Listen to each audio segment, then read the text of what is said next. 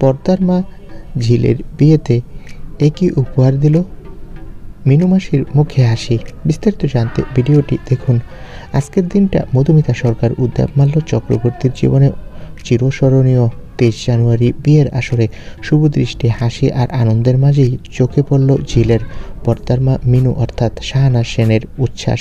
তার মুখের হাসিতেই বোঝা যাচ্ছিল এই বিয়ে তার কাছে কতটা আপন। বিয়ের ভোজে ছিল বাঙালি রান্নার পূর্ণ আয়োজন। দেরাদুন রাইস, চিকেন ভর্তা, নানা রকম মাছ ও মাংসের পদ, সঙ্গে চাটনি, পায়েস, আরও অনেক রকমের খাবার।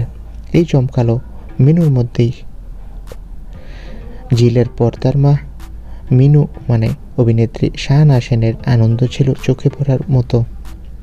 আর এবার পর্দার মা শাহানা সেন মধুমিতাকে উপহার দেন একটি শাড়ি। এই শাড়ির মধ্যে যেন লুকিয়ে ছিল মায়ের আশীর্বাদ। তো বন্ধুরা, এবার পর্দার মা এবার মধুমিতাকে শাড়ি উপহার দিল বিয়েতে। এ বিষয়ে তোমাদের মন্তব্য কি কমেন্ট করে জানাও। ধন্যবাদ।